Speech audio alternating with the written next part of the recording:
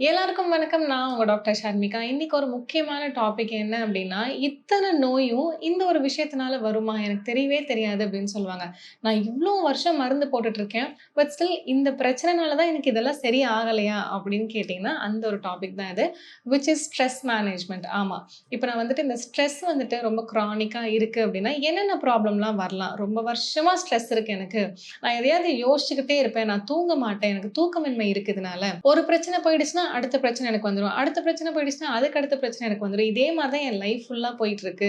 அதனால உங்களுக்கு என்னென்ன ப்ராப்ளம்லாம் சரியாகாம 25 வருஷம், 30 வருஷம், 40 வருஷம் மருந்து எடுத்துட்டு இருக்கீங்கங்கிறத இன்னைக்கு நம்ம பார்க்க போறோம். என்னென்ன நோய்கள்லாம் நமக்கு ஸ்ட்ரெஸ்னால நம்மள விட்டு போகாம இருக்குன்னு பார்க்கலாம். நீங்க மருந்து எடுத்தாலும் சரி, நீங்க வாக்கிங் போனாலும் சரி, நீங்க நல்ல உணவு எடுத்தாலும் சரி, இது நம்மள விட்டு வெளிய போகாது.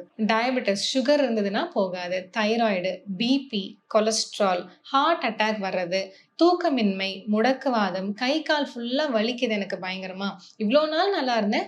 திடீர்னு எனக்கு கை, கால் குட்டி, குட்டி ஜாயிண்ட்லேருந்து பெரிய, பெரிய ஜாயிண்ட் வரைக்கும் ரொம்ப வலிக்க ஆரம்பிச்சுருச்சு. கண்ண சுத்தி கருவளையம், பயங்கரமா முடி கொட்டுது. வெயிட் திடீர்னு பயங்கரமா சர சர சரன்னு ஏறிடுச்சு. ஒரு 2 வருஷத்துல 20 கிலோ ஏறிட்டேன்னு சொல்றதும், ஒரே மாசத்துல 5, 6 கிலோ இளச்சிட்டேன்னு சொல்றதும், அல்சர் இங்க ஃபுல்லா நெஞ்சு எரிஞ்சுட்டே இருக்கு. எனக்கு கொஞ்சம் நான் டென்ஷன் ஆனாலே எனக்கு அப்படியே நெஞ்செரிச்சல் ஜாஸ்தி ஆயிடுது. ஸ்ட்ரெஸ் இன்டியூஸ்ட் அல்சர்ன்னு சொல்லுவாங்க. ஒரே மாசத்துல எனக்கு 12 புள்ளி இருந்த ரத்தம் வந்துட்டு 7க்கு வந்து நிக்குது இப்போ. வீக்கா இருக்கேன். படபடப்பு இருக்கு. கால்லயும், கையிலயும் ஸ்ட்ரென்த்தே இல்ல. கர்ப்பப்பையில கட்டிகள் திடீர்னு ரொம்ப ஜாஸ்தியா வளர்ந்துருச்சுன்னு சொல்றாங்க. ஸ்ட்ரோக் நான் சும்மா உட்கார்ந்துட்டு இருக்கேன். ஒரு சைடு வாய் மட்டும் லைட்டா இழுக்கிற மாரி இருக்கு. ஒரு சைடு ஃபுல்லா என் தலையிலருந்து கால் வரைக்கும் வீக்கா இருக்கிற மாரி இருக்குன்னு சொல்றாங்க. விச் இஸ் நமக்கு வந்துட்டு ஹெமிப்ளீஜியா லைட்டா ஸ்ட்ரோக் வர மாரியான விஷயங்கள். அண்ட் ஒற்றை தலைவலி இருக்கு. எல்லா ஆட்டோ இம்யூன் கண்டிஷன் எனக்கு ஒரு ஸ்கின் கண்டிஷன் இருக்கு. மாத்திரை போட்டாலும் ஆயின்மென்ட் போட்டா மட்டும் தான் அது ரெடி ஆகுது. ஆனா, நான் ஸ்ட்ரெஸ் ஆனாலோ, நான் நைட்டு தூங்காம இருந்தாலும், அடுத்த நாள் காலையில வந்துட்டு சொரியாசிஸோ, எக்ஸிமாவோ, அர்டிகேரியாவோ எந்த ஒரு ஸ்கின் கண்டிஷனா இருந்தாலும் திருப்பி திருப்பி ஜாஸ்தி ஆயிக்குது. ஸோ, இந்த மாரியான ஆட்டோ இம்யூன் கண்டிஷன், நான் ஆட்டோ இம்யூன் கண்டிஷனா இருக்கட்டும், இல்லன்னா ஒரு லைஃப் ஸ்டைல் பிரச்சனையா இருக்கட்டும், எல்லாமே நீங்க நெனைக்கிறதுக்கும் மேல ஒரு ஸ்ட்ரெஸ் கண்டிஷன்னால தான் வரும். இப்ப நமக்கு ஒரு பிரச்சனை வருதுன்னா, அத மேனேஜ் பண்ணி அதுக்குன்னு ஒரு 10 டூ 20 டேஸ் டைம் எடுத்து, அத சரி பண்றதுக்கு என்னவோ நம்ம அத பார்த்து முடிச்சுட்டோம் அப்டின்னா, இந்த மாரியான பிரச்சனைகள் திடீர்னு நமக்கு வராம இருக்கும். நான் ஒரு சூப்பரான கிளீனான ஒரு ஈட்டர் தான். எனக்கு எப்படி சுகர் வந்ததுன்னு எனக்கே தெரியலன்னு சொல்லுவாங்க. இல்லன்னா சுகருக்கு மருந்து காலையிலயும் போடுறேன், நைட்டும் போடுறேன். பட் ஸ்டில் எனக்கு ரேண்டம் சுகர் 350 தான் காட்டுதுன்னு சொல்லுவாங்க. ஸோ இது ஆண்கள் ஜாஸ்தி, பெண்கள் ஜாஸ்தின்னுலாம் சொல்ல முடியாது. 2 பேருக்குமே ஈக்குவலா தான் இருக்கு. மேக்ஸிமம் நான் வந்துட்டு என்னோட பிராக்டிஸ்ல வந்துட்டு பெண்கள் அதுவும் ஹவுஸ் ஒய்ஃபா இருக்கிறவங்களுக்கு நெறைய பார்க்குறேன். ஏன்னா, உங்களுக்கு வீட்டு வேலை ஜாஸ்தியா இருந்தாலும் ஒரு 3 மணி நேரம் டைம் கிடைக்குது இல்லையா? அந்த 3 மணி நேரமோ, இல்லன்னா ஒரு 2 மணி நேரம் டைம்லயும் ரொம்ப ரொம்ப யோசிக்க ஆரம்பிச்சுடுறீங்க. அதனாலயும் இந்த இஷ்யூஸ் வருது. ஸோ, இப்போ வந்துட்டு ஸ்ட்ரெஸ் ஆகாதீங்க அப்படின்னு ஈஸியா என்னால சொல்லிட்டு போ முடியும். பட் ஆனா, அது முடியுமா? நமக்கு சாத்தியமா? நம்மளோட லைஃப்ல வந்துட்டு அத வந்துட்டு ஒரு ஸ்ட்ரெஸ் இல்லாம வாழ முடியுமா? அப்படின்னா, அது கொஞ்சம் கஷ்டமான ஒரு விஷயம் தான். ஆனா, வாரத்துக்கு 3 நாள் அழுவேன் அப்படிங்கிறவங்க வந்துட்டு மாசத்துக்கு 2 நாள் அழுகுற மாரியும். ஏன்னா, மினிமல் ஸ்ட்ரெஸ் கூட இல்லாம, மினிமலான விஷயங்கள் கூட இல்லாம ஒரு வாழ்க்கை வந்துட்டு போகாது. Life is all about ups and downs. பயங்கரமான ஹைஸும் இருக்கும், பயங்கரமான லோஸும் இருக்கும். அந்த ஹைஸ் வந்துட்டு நம்ம ஈஸியா மேனேஜ் பண்ணிடுவோம். எந்த அளவுக்கு அந்த கஷ்டங்கள் வரும்போது எப்படி மேனேஜ் பண்ணணுங்கிறதுக்கு ஒரு ஃபியூ டிப்ஸ் தான் இந்த ஒரு வீடியோல நம்ம பார்க்க போறோம். ஏன் அப்டின்னா, கண்டிப்பா ஸ்ட்ரெஸ் மேனேஜ்மென்ட் பண்ண வேண்டிய ஒரு விஷயம். நீங்க அத கண்டுக்காம கண்டுக்காம விடும்போது பெரிய நோய்கள் தான் நமக்கு ஃபியூச்சர்ல வந்து சேரும்.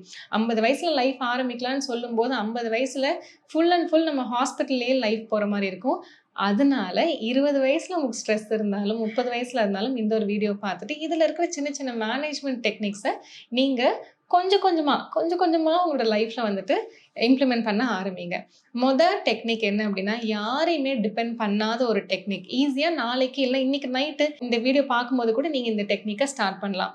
Which is journaling. ஜர்னலிங் அப்டின்னா, உங்களுடைய கஷ்டங்கள், உங்களுடைய சோகங்கள், உங்களுக்கு மனசுல தோன்ற அத்தன விஷயங்களையும் வந்துட்டு ஒரு பேப்பர், பேனாவ எடுத்துட்டு எழுதுறது. ஃபோன்லலாம் டைப் பண்ணாதீங்க. நம்ம கான்சன்ட்ரேஷன் டைவர்ட் ஆகும். ஸோ ஒரு பென்னு, ஒரு பேப்பர் இல்ல ஒரு நோட் புக் எடுத்துட்டு, உங்களுக்கு என்னென்னலாம் கஷ்டங்கள் இருக்கும், நீங்க என்னென்னலாம் பண்ணீங்களோ, மத்தவங்க உங்களுக்கு என்னென்ன பண்ணது உங்களுக்கு கஷ்டப்படுத்துது, உங்களுக்கு அழுக தோணுதா, அழுதுட்டே உட்காந்து எழுதுங்க. ஜர்னலிங் ரொம்ப ரொம்ப ஒரு அருமையான ஒரு விஷயம். உங்க யாருக்குமே அத வந்துட்டு எக்ஸ்பீரியன்ஸ் பண்ணவங்க, ஆமா நான் எழுதிட்டு இருக்கேன்.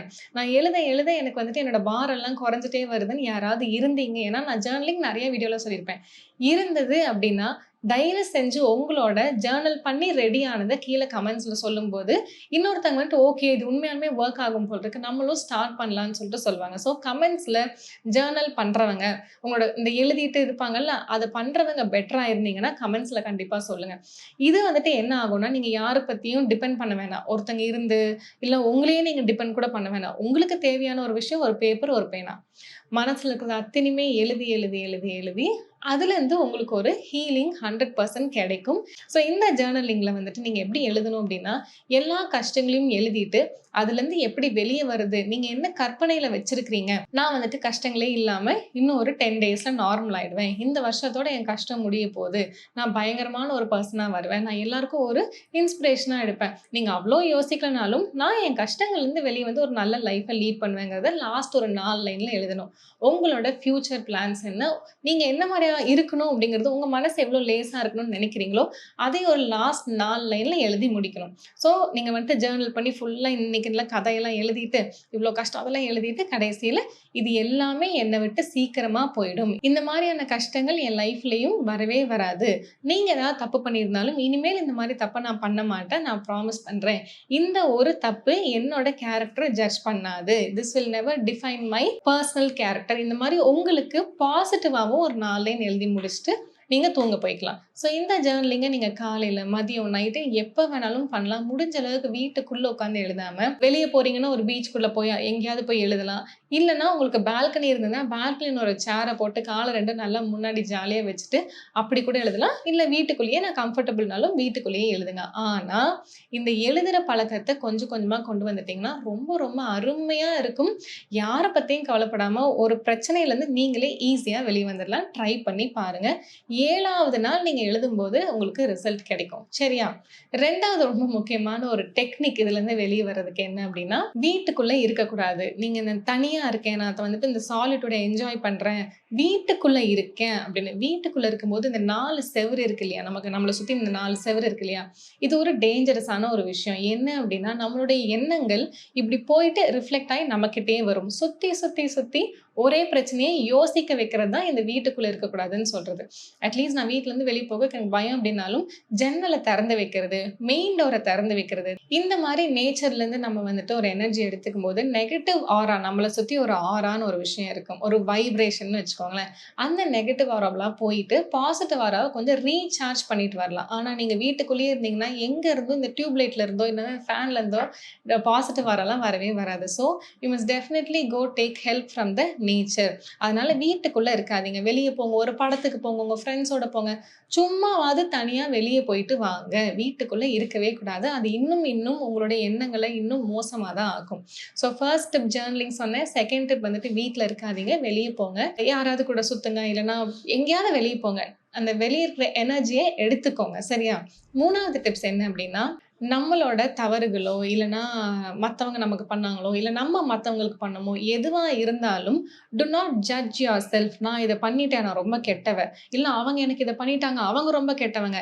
இந்த மாரி நீங்களும் மத்தவங்கள ஜட்ஜ் பண்ணாதீங்க. நீங்க உங்களையுமே ஜட்ஜ் பண்ணாதீங்க. இந்த உலகத்துல எல்லாருமே தப்பு பண்ணுவோம். அதோட சிச்சுவேஷன் பொறுத்து தான் எல்லாமே. புரியுதுங்களா? இதுதான் பெரிய தப்பு. இது சின்ன தப்பு அப்படிங்கிறதுலாம் எதுவுமே இல்ல. எல்லாருமே வந்துட்டு ஒரு சிறு சிறு தப்பு பண்ணிட்டு, தவறு பண்ணிட்டு தான் நம்ம வருவோம். அத மன்னிச்சு, அதுக்கப்புறம் நம்ம லைஃப் எப்படி கொண்டு போறோங்கிறது ரொம்ப, ரொம்ப, ரொம்ப முக்கியம். ஒரு தப்பு பண்ணிட்டேன், என் உயிர எடுத்துக்கிறேன். ஒரு தப்பு பண்ணிட்டேன், நான் வந்துட்டு அப்படியே நான் என்னையவே வந்துட்டு நான் பனிஷ் பண்ணிப்பேன்னு சொல்லிட்டு கண்டதையும் பண்றது. அது என்னைக்குமே பண்ணக்கூடாது. நீங்களே உங்கள ஜட்ஜ் பண்ணிக்காதீங்க. Whatever happens you have to live. Survive பண்ணியே ஆகணும். இந்த உலகத்துல, இந்த உலகத்த விட்டு போறதுக்கு நமக்கே உரிமை இல்ல. ஸோ அது ரொம்ப, ரொம்ப முக்கியம். அதனால ஒரு விஷயம் நடந்துருச்சுன்னா, இதுவும் தாண்டி போயிடும். இத தாண்டி நான் ஈஸியா வந்துருவேன். ஓகே தப்பு பண்ணிட்டேன். திருந்திட்டேன். நான் நெக்ஸ்ட் நல்ல ஒரு கரெக்ட்டான லைஃப் வந்துட்டு வாழப் போறேன்னு சொல்லிட்டு, உங்களுக்கு நீங்களே சொல்லி, இன்னொரு டைம் அந்த தவற செய்யாத மாரி பார்த்துட்டு உங்க லைஃப்ப லீட் பண்ணுங்க. ஆனா, தப்பு பண்ணிட்டேன், மிஸ்டேக் பண்ணிட்டேன். இல்லன்னா அவங்க என்ன பண்ணிட்டாங்க, அவங்க வந்துட்டு பிரச்சனை பண்ணிட்டாங்கன்னு சொல்லிட்டு, இப்படி ஒவ்வொருத்தங்க மேல மாறி மாறி பழிய போட்டுட்டு, அதுக்குள்ளேயே உட்காந்துருந்தோம் அப்படின்னா, வாழ்க்கை எங்க இருக்கோ, அங்கேயே தான் இருக்கும். ஒரு ஸ்டெப் கூட நம்மனால முன்னாடி எடுத்து வச்சுட்டு போ முடியாது. சக்சஸ்ஃபுல்லா வாழணும்னு நான் சொல்லவே இல்ல. பட் ஸ்டில் வாழணும் இல்லையா? அந்த ஒரு ஒரு மோசமான ஒரு சிச்சுவேஷன்லேருந்து கொஞ்சமாவது வெளிய வந்து வாழணும் இல்லையா? ஸோ, அதனால do not punish yourself, do not judge yourself. நான் பண்ணிட்டேன் அப்படிலாம் எதுவுமே இல்ல. Everybody makes mistakes. யாரும் உங்ககிட்ட சொல்ல மாட்டாங்க. அவ்வளதானே. அவங்களுக்கும் ஆப்போசிட்ல இருக்கிறவங்களுக்கும் உங்களுக்கும் இருக்கிற ஒரே டிஃபரன்ஸ் வந்துட்டு, நீங்க வாய திறந்து சொல்லிட்டீங்க, இல்ல நீங்க பண்ண தப்பு தெரிஞ்சிருச்சு.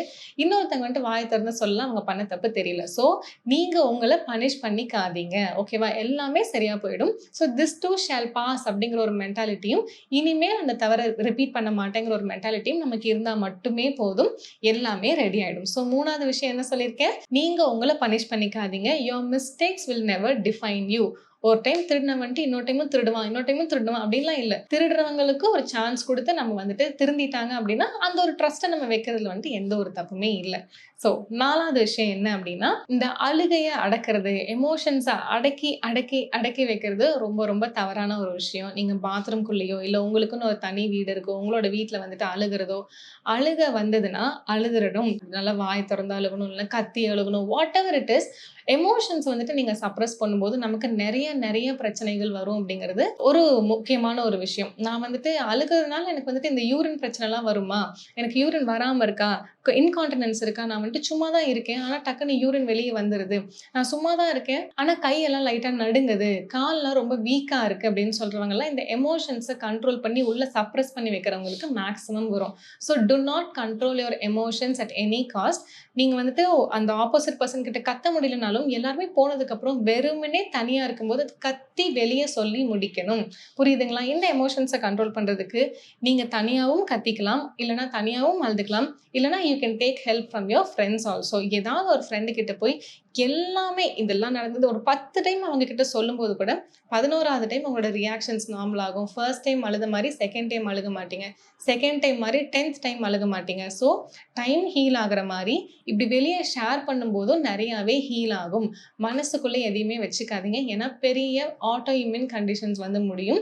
ஆல்வேஸ் இந்த ஷேரிங் எனக்கு வந்துட்டு ஷேர் பண்ணி பழக்கமே இல்ல அப்படின்னு சொன்னாலும் ஷேர் பண்ணுங்க. அதுக்காக தான் நான் ஜர்னலிங்ன்னு சொல்லிட்டு ஒரு விஷயம் சொல்றோம். உங்களால மத்தவங்கள ட்ரஸ்ட் பண்ணி திருப்பி போய் இந்த விஷயத்தெல்லாம் சொல்ல முடியல அப்படின்னா தான், அதனால தான் நான் என்ன சொல்றேன், எழுதுங்க அப்படின்னு சொல்றேன். எழுதி கிழிச்சு கூட போடலாம். அப்படி இல்லன்னா பத்திரமா இருக்கும்னு நெனச்சா நீங்க உங்க கூடயே கூட வச்சுக்கலாம். So let out your emotions. Do not keep it to yourself. எல்லாத்தையுமே லெட் அவுட் பண்ணுங்க.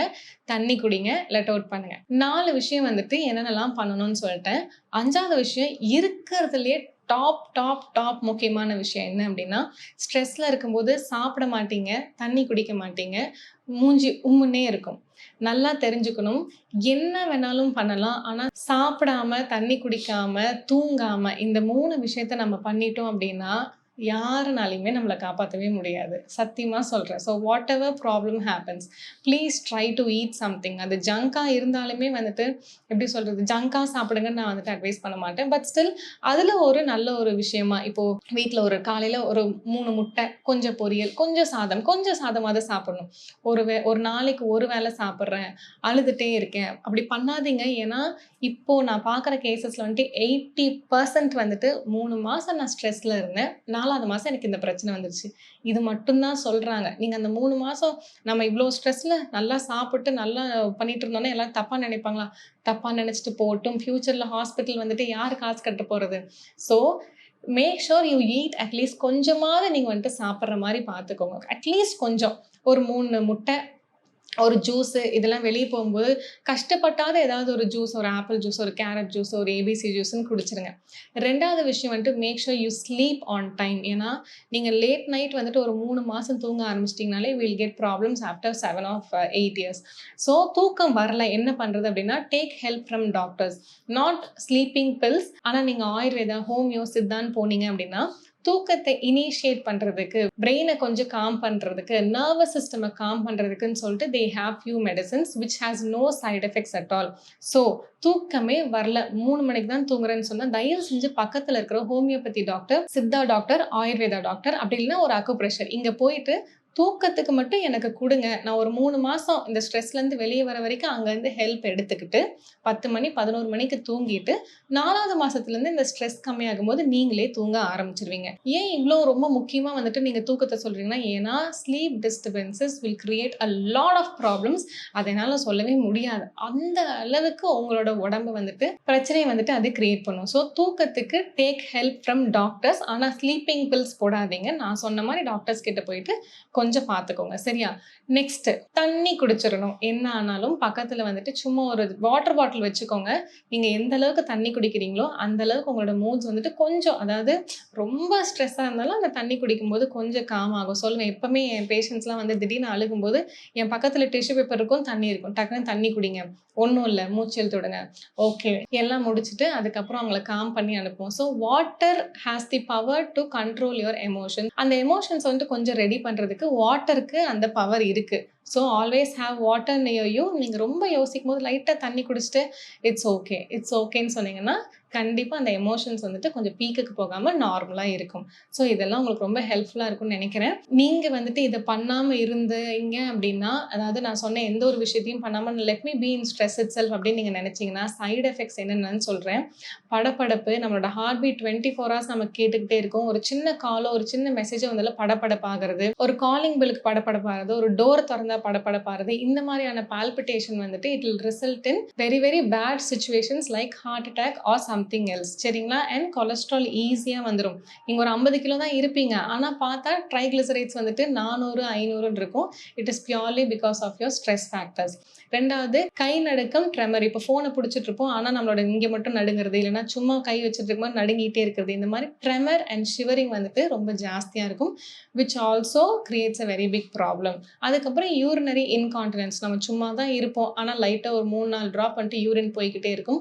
வெயிட்டெல்லாம் இருக்கணும்னு அவசியமே இல்ல. தூக்கமின்மை ரொம்ப நாள் இருந்தா இந்த பிரச்சனை வரதான் செய்யும்.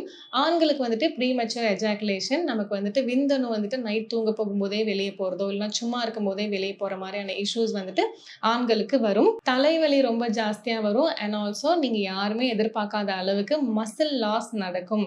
சும்மா ஒரு 1 மாசம் கழிச்சு வெயிட் செக் பண்ணி பார்த்தீங்கன்னா, ஒரு 6 கிலோ, 4 கிலோன்னு இளைச்சிருக்கும். நம்ம எவ்வளவோ டயட்ல இருந்திருப்போம். அப்பலாம் இளைக்காம டக்குன்னு இளைக்கும். ஸோ இது எல்லாமே ரொம்ப முக்கியமான ஃபேக்டர்ஸா நீங்க பார்த்தே ஆகணும். இப்போ வந்துட்டு நான் எல்லா பிரச்சனைக்கும் மருந்து எடுக்கிறேன். ஆனா, இது எல்லாமே கண்ட்ரோல் ஆகலன்னு சொல்றவங்களுக்கு தான் இந்த ஒரு வீடியோ. ஸோ நான் முன்னாடி ஒரு பெரிய நோயோட லிஸ்ட்டே குடுத்துருக்கேன் இல்லையா? அவங்க எல்லாருமே ஏன் கண்ட்ரோல் ஆகல? ஏன் கண்ட்ரோல் ஆகலன்னு நீங்க நெனச்சுட்டு இருப்பீங்க இல்லையா?